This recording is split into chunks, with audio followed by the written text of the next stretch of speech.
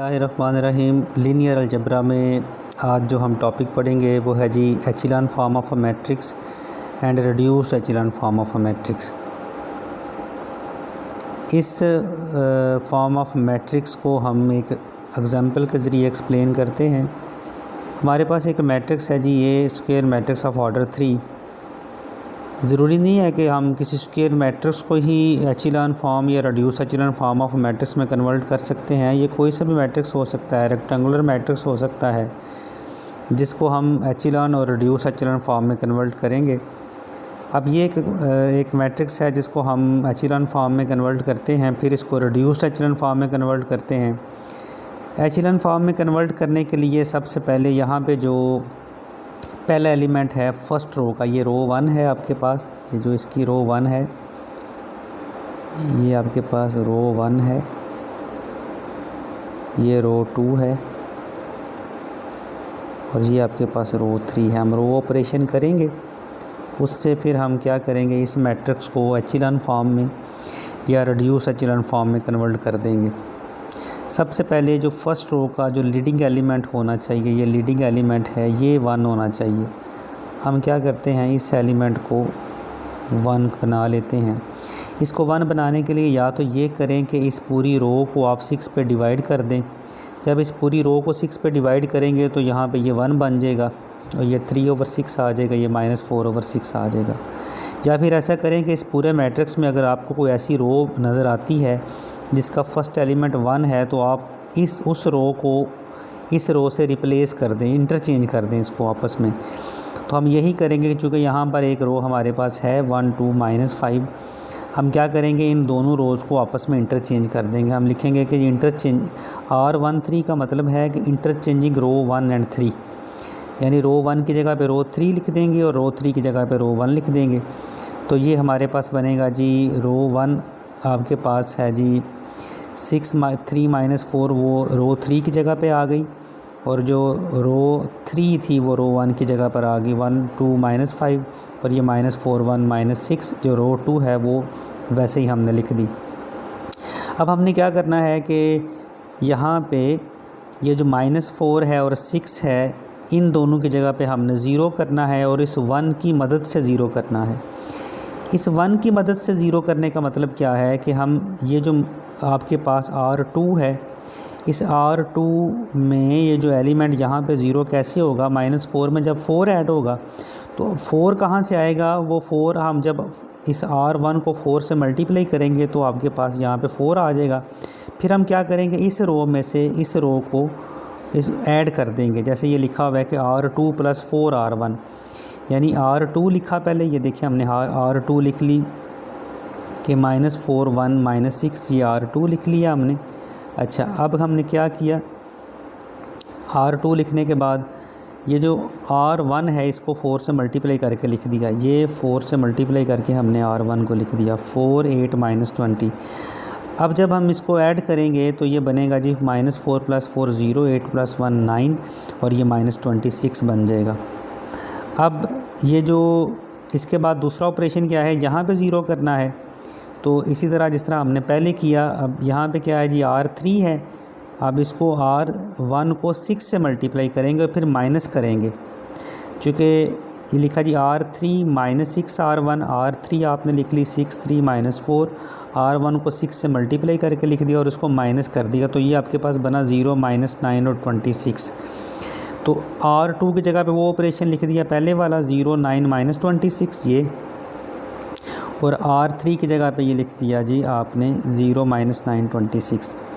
अब हम क्या करेंगे, अब इस 9 को की जगह पे हमने 1 बनाना है, जो कि अब सेकंड रो का जो लीडिंग नॉन ज़ीरो एलिमेंट है वो ये है, इसको 1 बनाना है। इसको 1 बनाने के लिए इस पूरी रो को आप 9 पे डिवाइड कर देंगे बाई 1/9 R2। तब इसको आप 9 पे डिवाइड करेंगे तो आपके पास जो नेक्स्ट मैट्रिक्स है वो आ जाएगा।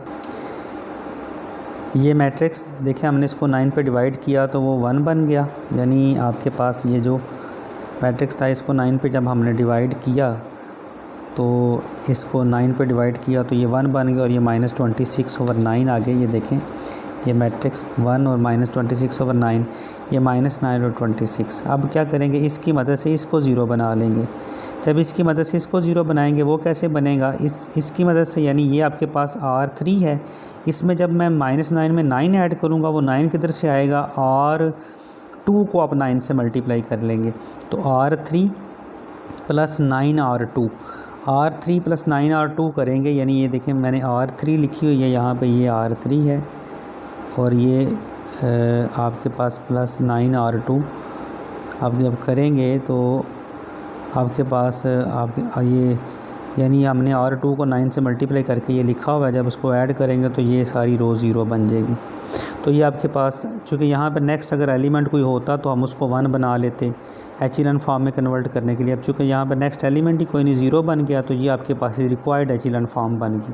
अब रिड्यूस एचिलन फॉर्म क्या है जी, ये जो 1 बनाया इसके ऊपर वाली भी अगर तमाम एंट्री ज़ीरो हो जाएं तो वो रिड्यूस एचिलन फॉर्म बन जाती है। जैसे कि यहाँ पर अब इसको ज़ीरो करने के लिए इसी की मदद से करेंगे तो ये R1 में से -2 R2 कर लेंगे, R1 आपने लिखी और इसमें से 2 R2 को आपने माइनस कर लिया, यानी R2 को मल्टीप्लाई करके माइनस किया तो ये 107/9 बन गया।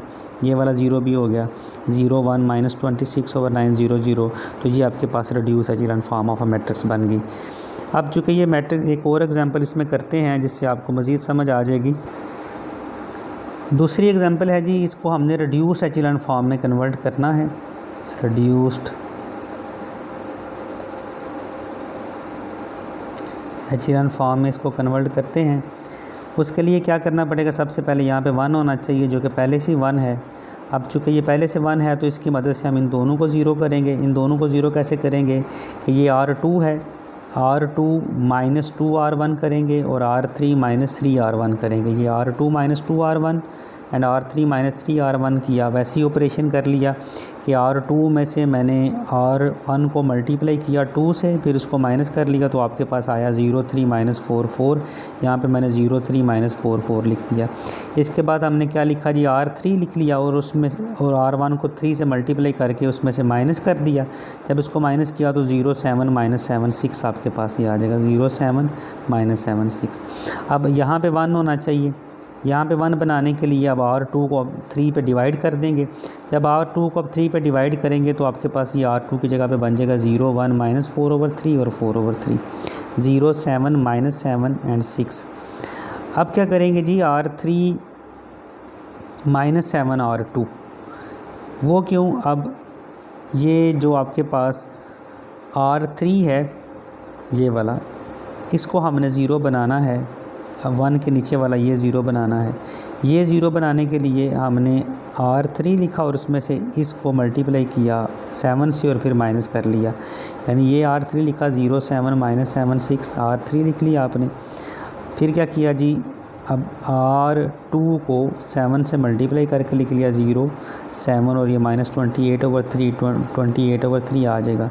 इसको माइनस करना है तो नीचे ये साइन चेंज कर दिए, ये भी 0 7 में से -7 करें तो 0 -7 और +28/3 7/3 बन जाता है और 6 -28/3 -10/3 बन जाता है। तो ये हमने वो R3 की जगह पे वैल्यूज़ लिख दी, 0 0 7/3 और -10/3। अब क्या करेंगे जी, इस 1 की मदद से इसको भी ज़ीरो कर, क्योंकि हमने रिड्यूस एचिलन फॉर्म बनानी है तो इसकी मदद से इसको भी ज़ीरो कर। अगर सिर्फ एचिलन फॉर्म है तो यहाँ पे हमने 1 कर लेना था। अब यहाँ पे अगर हम 1 करते तो फिर ये एचिलन फॉर्म में कन्वर्ट हो जाना था।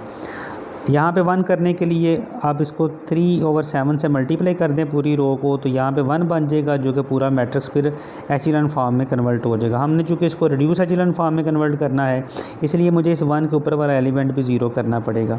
वो करने के लिए ये R1 है और R1 -2 है ना यहाँ पे चूँकि, तो फिर इसको मैं 2 से मल्टीप्लाई करके इसमें ऐड करूँगा, -2 + 2 फिर 0 होगा। तो क्या किया जी, पहले हमने R1 लिखी और फिर इसको R2 से मल्टीप्लाई किया, R2 को 2 से मल्टीप्लाई किया, उसको ऐड किया तो आपके पास 1 0 1/3 5/3 बन गया। तो आपने वो वैल्यू लिख दी 1 0 1/3 5/3 और बाकी जो है दोनों को सेम लिख दिया। ये जो ऑपरेशन कर रहे हैं हम, ये साथ सारा लिख रहे हैं, ये आपको समझाने के लिए है। बाकी जब आप वैसे करेंगे तो उसके लिखने की ज़रूरत नहीं होती। ये आसान से ऑपरेशन है, आप इजीली कर सकते हैं। और अगर आप लिख भी लें, 1-2 क्वेश्चन जब आप करेंगे, प्रैक्टिस करेंगे तो लिख भी लेंगे तो कोई हर्ज नहीं, लेकिन जब आप फिर एक दो प्रैक्टिस करने से मेरा ख्याल है कि आपको फिर ये लिखने की ज़रूरत नहीं, आप इजीली ये ऑपरेशन परफॉर्म कर लिया करेंगे। बहरहाल यहाँ पे हमने 7/3 की जगह पे हमने 1 बनाना है। अब 7/3 की जगह पे 1 कैसे बनेगा, अगर हम इस पूरी रो को 3/7 से मल्टीप्लाई कर देंगे ना तो ये कैंसिल होकर 1 बन जाएगा, फिर इसको भी मल्टीप्लाई करना पड़ेगा। वो मल्टीप्लाई करने के बाद आपके पास ये देखें जी 1 बन गया, और जब इसको यहाँ पे जो -10/7 हो गया। अब हमने इसकी मदद से इन दोनों को ज़ीरो करना है। इसकी मदद से इन दोनों को ज़ीरो कैसे करना है, ये R1 है, R1 -1/3 R3 करेंगे और R2 + 4/3 R3 करेंगे। ये ऑपरेशंस मैंने साथ लिखे हुए हैं, यानी R1 लिखा, R1 की वैल्यू लिख दी 101/3 5/3, ये R1 की वैल्यू है 101/3 5/3 ये। फिर हमने क्या करना है कि R3 को -1/3 से मल्टीप्लाई करना है, R3 को -1/3 से मल्टीप्लाई करके उसको ऐड कर लिया, ये 100 45/21 बन गया, तो ये 100 45/21 आपने लिख दिया। अब क्या करना है कि इसको आपने ज़ीरो करना है, ये R2 है तो R2 + 4/3 R3, R2 लिखा और R3 को 4/3 से मल्टीप्लाई करके लिख दिया, उनको ऐड किया तो ये 0 1 0 -12/21 आ गया। फिर R3 को वैसे लिख दिया 0 0 1 -10/7। अब आपके पास ये जो मैट्रिक्स बना इसको सिंप्लीफाई करके मज़ीद आप लिख सकते हैं 1 0 0। अब चूँकि ये 45/21 को 15/7 भी लिख सकते हैं, -12/21 को -4/7 भी लिखा जा सकता है, और ये -10/7। ये देखें ये आपके पास रिक्वायर्ड जो है वो reduce echelon form of a matrix बन गई। अब ये दोनों जो फॉर्म समझने के बाद हम क्या करेंगे कि हम सिस्टम ऑफ लीनियर इक्वेशंस को सॉल्व करेंगे। सिस्टम ऑफ लीनियर इक्वेशंस को सॉल्व करने के लिए यही मेथड यूज़ किया करेंगे, जिसमें जो मेथड होगा वो गॉस जॉर्डन मेथड होगा और गॉस एलिमिनेशन मेथड होगा। इसको हम नेक्स्ट लेक्चर में सॉल्व करेंगे। मैं आपको कुछ क्वेश्चन दे देता हूँ और कुछ मैट्रिक्स आपको दे देता हूँ, आप असाइनमेंट के तौर पर आप उनको एचेलॉन और रिड्यूस एचेलॉन फॉर्म में कन्वर्ट करेंगे, जिससे आपकी प्रैक्टिस बहुत अच्छी हो जाएगी। और नेक्स्ट जो हम सिस्टम ऑफ इक्वेशन जब वो चैप्टर स्टार्ट करेंगे वो इजीली आप उसको कर सकेंगे।